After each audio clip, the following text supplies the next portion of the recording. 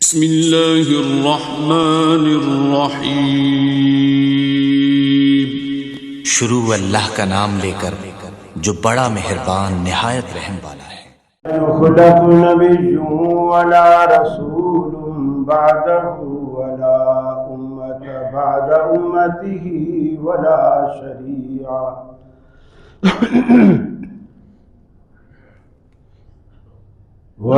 شريعة بعد شريعته ولا كتاب بعد كتابه وصلى الله تعالى عليه وعلى آله وأصحابه الذين هم خلاصة العرب الذين هم مفاتيح الرحمة ومصابيح الغرل. أعوذ بالله السميع العليم من الشيطان الرجيم. بسم الله الرحمن الرحيم.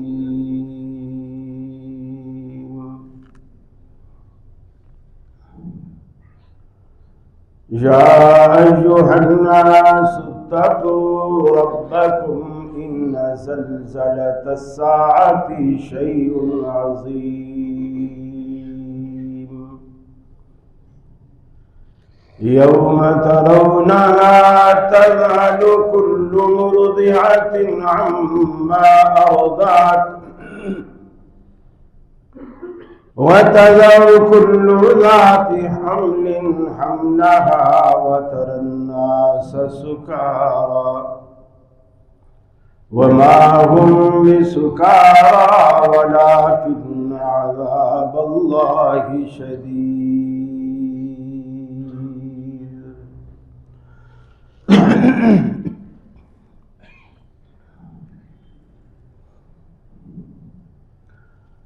آنے جانے کا کھیل جاری ہے، کوئی کیا جانے کس کی باری ہے.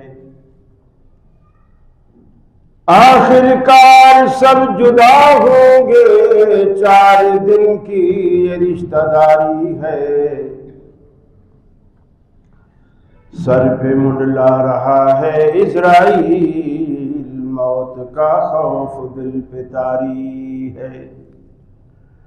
یوں تو میٹھا بہت ہے جان حیات، مگر آخری گھونٹ اس کا کھاری ہے. دوستوں اور بزرگوں،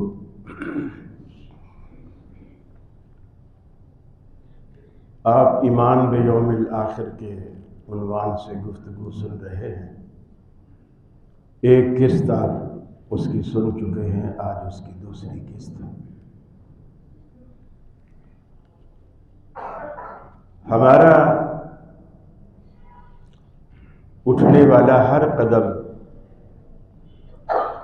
ہمیں موت کے قریب کر رہا ہے.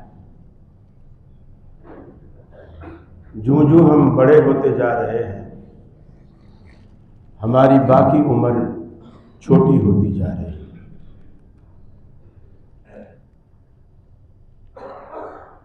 سمجھدار شخص وہ ہے جو اس موقع سے فائدہ اٹھاتے ہوئے، زندگی کے مقصد کو جانتے ہوئے،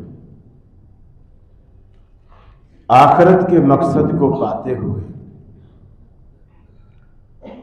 دنیا سے ایسے رخصت ہو کہ جب اس کی روح ملک الموت آسمان دنیا پہ دروازے پر پہنچائے تو دروازوں پہ مقرر موجود فرشتے مرحبا مرحبا کہہ کر اس کا ویلکم کریں. مرنا تو ہم سب نے ہے، اور حدیث میں آتا ہے جو شخص مر جاتا ہے اس کی قیامت قائم ہو جاتی ہے. اس کی قیامت ہو گئی جو مر گئی. اس لیے قیامت کا انتظار نہ کریں. ہم بہت سارے نیک کام اس لیے چھوڑ دیتے ہیں کہ ابھی ہماری عمر ہی کیا ہے، زندگی بہت بڑی ہے. جب ہم بھی دادا نانا بنیں گے، داڑھی بھی رکھا لیں گے، نمازیں بھی پڑھ لیں گے، روزے بھی رکھ لیں گے. اس میں دو باتیں. پہلی بات تو یہ ہے کہ اس کی کیا گارنٹی ہے کہ ہم نانا اور دادا بنیں گے. بہت ساروں کو لوگ کندھا دیتے ہیں اور اعلان ہوتا ہے کہ فلاں کا پوتا اور فلاں کا نواسا فوت ہو گیا. دادا موجود ہوتا ہے، نانا موجود ہوتا ہے، پوتے نواسے چلے جاتے ہیں. بڑا ہونا ہر کسی کے مقدر میں نہیں لکھا ہوا. پھر بڑھاپے میں جب آپ نمازی بن جائیں گے، روزہ رکھیں گے، پھر ہم نے دیکھا کہ لوگ علماء سے مسئلے پوچھ رہے ہوتے ہیں. میری کمر میں تکلیف ہے، میرے گھٹنے میں درد ہے، میں سجدہ نہیں کر سکتا، میں رکوع نہیں کر سکتا، کیا میں کرسی پہ نماز پڑھ لوں؟ یعنی پھر وہ عمر آ جاتی ہے اب سجدہ کرنا چاہتے ہیں مگر کر نہیں پاتے.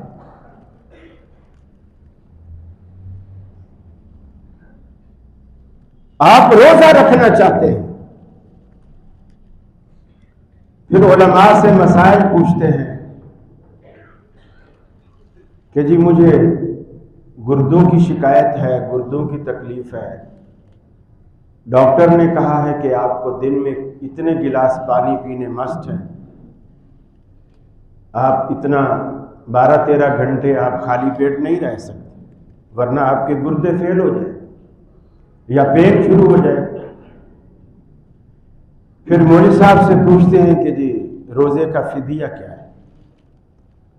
لیکن آپ کی جو یہ عمر ہے نا جوانی والی،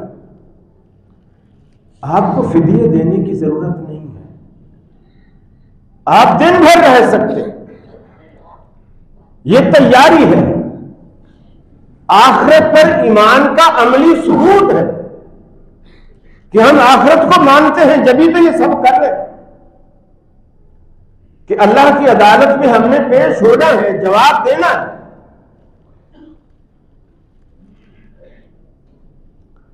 اور جن لوگوں کو فکر تھی نا،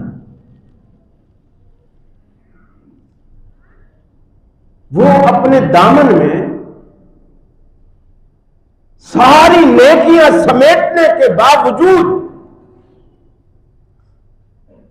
فکر مند ہوتے تھے کہ جنت کیسے ملے گی. نمازیں بھی پڑھ کر، روزہ بھی رکھ کر، حج بھی کر کر، نبی کی ابتدا میں مسجد نبوی میں نبی کے جھنڈے تلے جہاد کر کے بھی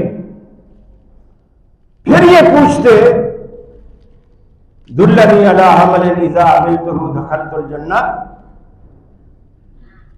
حضرت جابر رسول اللہ صلی اللہ علیہ وسلم کے سامنے روتے ہوئے ہیں.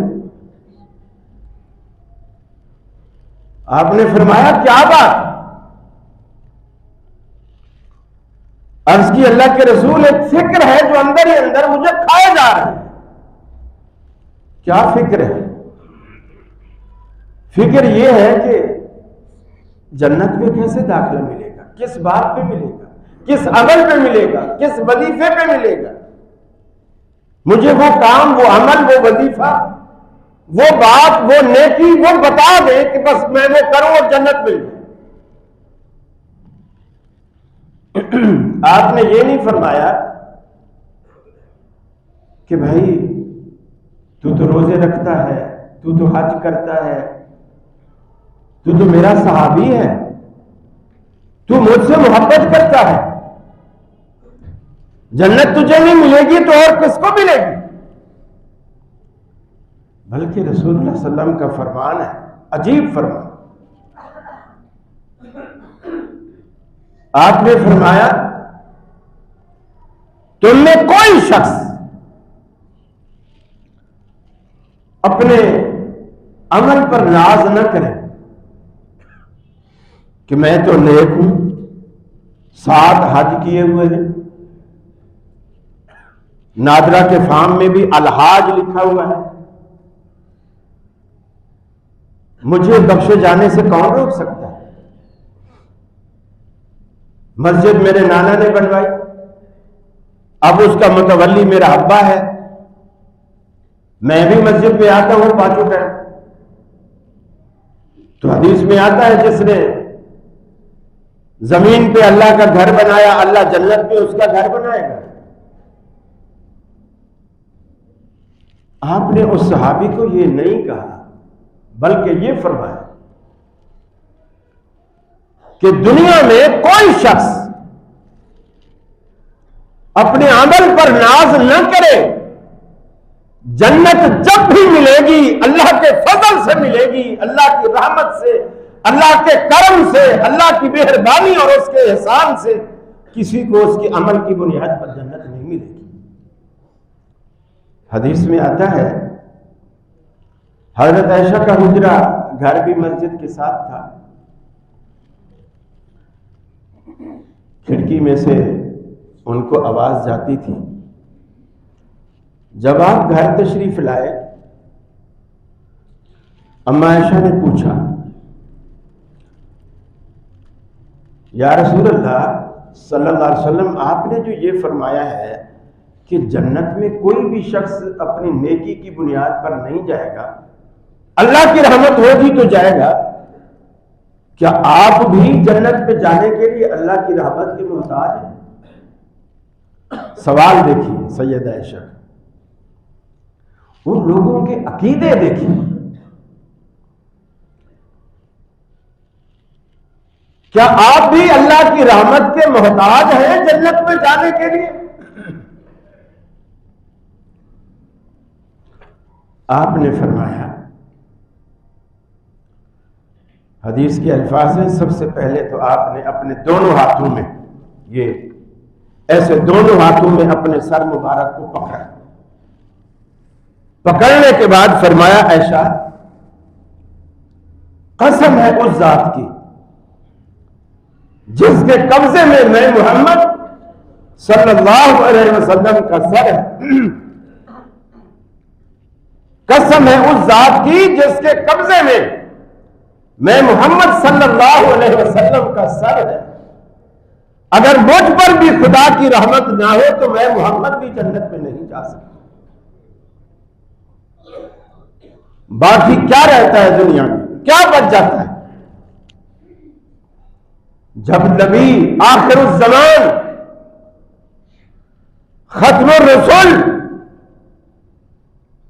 سید الانبیاء، سید کائنات یہ فرمائے کہ میں بھی جنت میں جانے کے لیے اللہ کی رحمت کا محتاج ہوں، تو ہم کس قید کی مولی ہیں؟ ہمارے پاس کیا ہے؟ آپ کی عشاء کی نماز پڑھ کر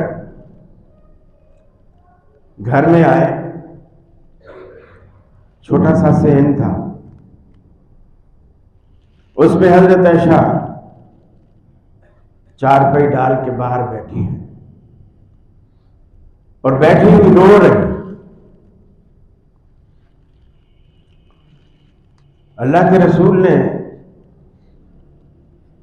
اپنی پیاری بیوی سید عائشہ کو روتا ہوا دیکھا تو آپ نے پوچھا، ما یبکی کہ یا عائشہ،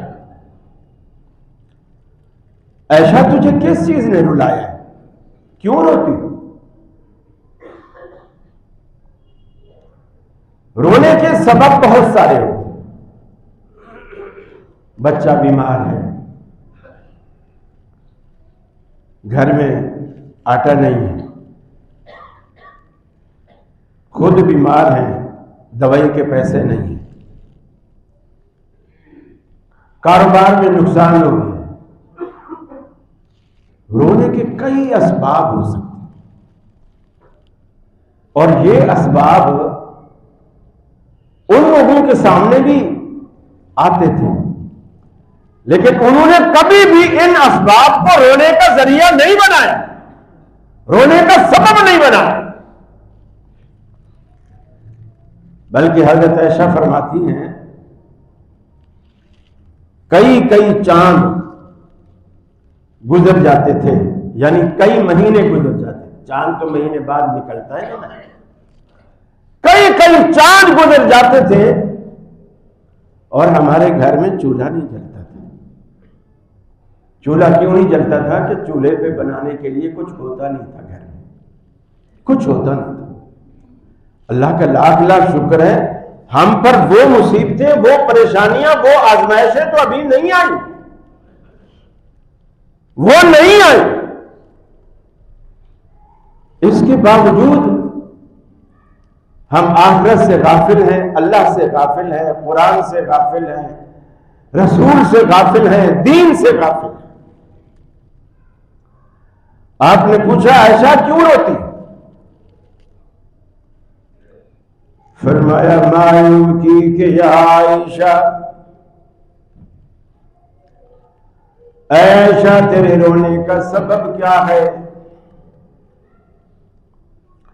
سیدہ عائشہ فرماتی ہیں ذکرت النار فبکیت، بیٹھے بیٹھے دل میں خیال آیا دوزخ کا، اس کا تصور آیا دوزخ کا، لیکن دوزخ کے تصور اور دوزخ کی دہشت نے مجھے رلا دیا۔ ذکرت النار فبکیت، آگ کے عذاب کو میں نے یاد کیا، رونا آ گیا۔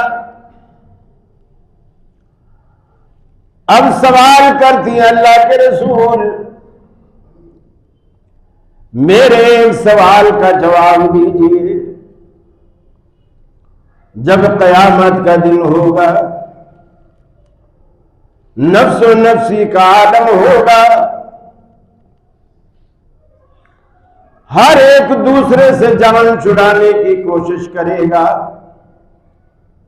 ایسے عالم میں هل تذکرون احدیکم یوم القیامت یا نبی اللہ، اے اللہ کے سچے رسول، کیا آپ روز آخرت اپنے اہل خانہ کو یاد رکھیں گے کہ نہیں؟ آپ ہمارے کام آئیں گے کہ نہیں؟ آپ نے صاف فرمایا اما فی ثلاثۃ مواطن لا یذکر احد احدا، اے عائشہ آخرت میں 3 مقامات ایسے ہیں، 3 موقع ایسے ہیں، 3 جگہ ایسی ہیں، لا یذکر احد احدا، میں تو کیا کوئی بھی کسی کو یاد نہیں رکھے گا،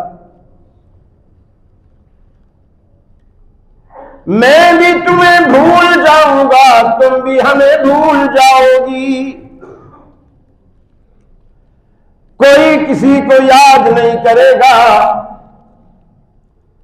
بلکہ قرآن نے کہا یوم یفر المرء من اخیہ وامہ وابیہ وصاحبتہ وبنیہ، ہر بندہ اپنے خونی رشتوں سے بھی دور بھاگے گا، بھائی سے، بہنوں سے، ماں باپ سے، اپنی اولاد سے، ہر کوئی دور بھاگے گا۔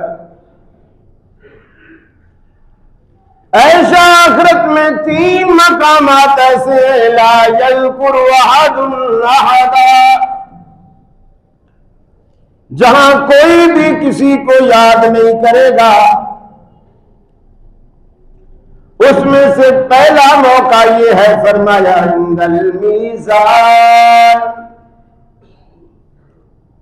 جب اللہ رب العالمین انصاف کا ترازو لگائے گا، نامہ اعمال تولے گا، کسی کے ساتھ ظلم اور زیادتی نہ ہوگی، پورا انصاف ہوگا، اس لیے کہ آج عدالت سب سے زیادہ انصاف کرنے والے کے ہاتھ میں ہے، وہ انصاف کرے گا۔ رعایت کی صورت تو بن سکتی ہے لیکن ظلم کسی کے ساتھ نہ ہوگا۔ یہ میزان لگائے جانے کے وقت ایسا افراتفری، ایسا آپس میں ایسا خوفناک منظر ہوگا، ہر بندہ اپنی اپنی جگہ پریشان ہوگا، پتہ نہیں میری نیکیاں بڑھتی ہیں یا میرے گناہ بڑھتے ہیں۔